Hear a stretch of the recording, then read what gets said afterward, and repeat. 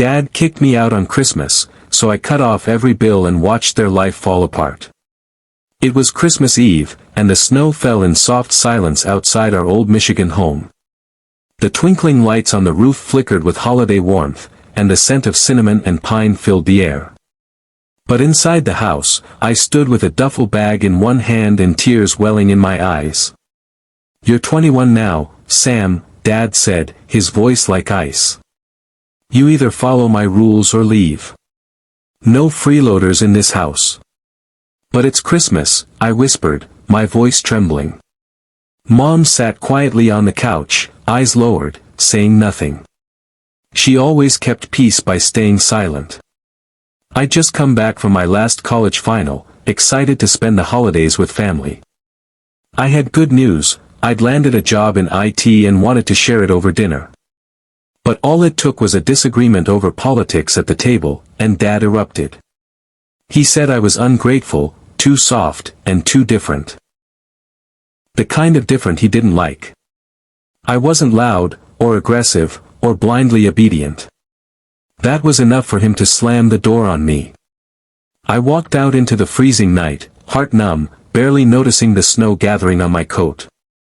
For a week, I slept in my car and crashed on a friend's couch while figuring out my next steps. My job was remote, and by New Year's, I had a small apartment and a laptop. I was bruised, but not broken.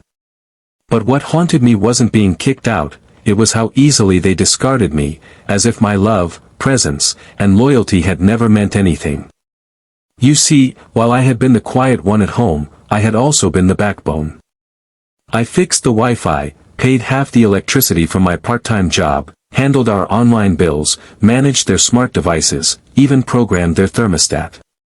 Without me, they didn't even know how to reset the router.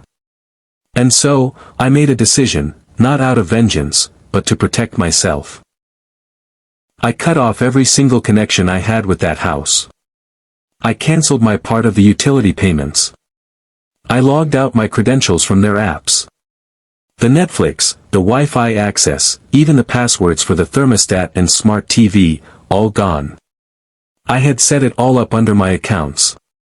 Legally, it was mine. Days turned into weeks, and slowly, the messages started.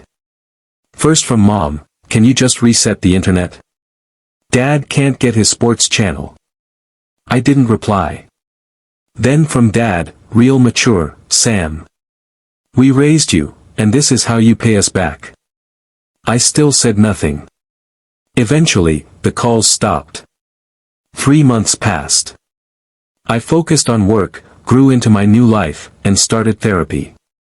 For the first time, I felt peace. No more walking on eggshells, no more being silenced, no more being invisible. I learned to cook, bought a cat named Pixel, and even started writing in a journal. But deep down, a part of me still missed them. Missed what could have been. In April, I got a call from my younger sister, Jess. We weren't very close growing up, but she'd always had a quiet understanding of me. "Sam, can you come home?" Her voice cracked. Dad had a fall. He broke his leg. Mom's exhausted. Nothing works in the house. I hesitated. My heart said run. My pride said no. But compassion, deep, aching compassion, whispered louder. That weekend, I drove back for the first time since Christmas. The house was colder than I remembered, not just in temperature but in spirit. Mom looked older, shadows under her eyes. Dad sat in a wheelchair, humbled and angry. I didn't say much. Just got to work. Reconnected the Wi-Fi. Fixed the heating. Showed Mom how to reset the thermostat. Cleaned the virus from Dad's laptop. As I worked, the silence softened. Jess made tea. Mom joined me in the kitchen. Even Dad, eventually, muttered, "Thanks." But before I left, I stood in the living room, holding my coat. "I didn't do this to punish you," I said quietly. "I did it to protect myself.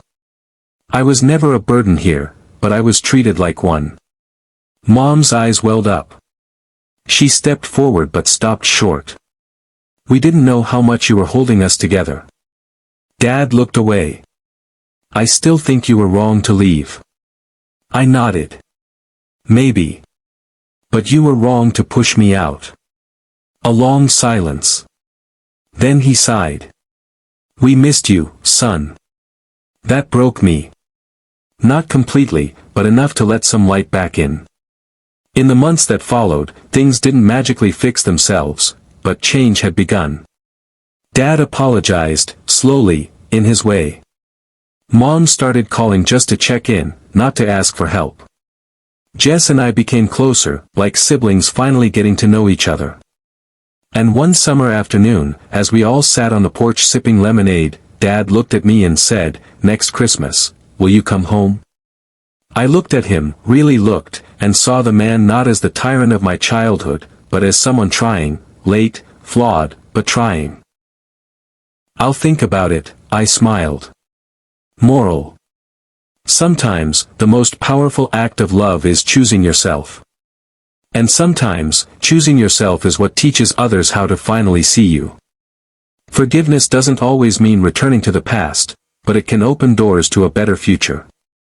Let kindness guide your boundaries, and never underestimate the quiet strength of walking away until others learn how to truly hold space for you.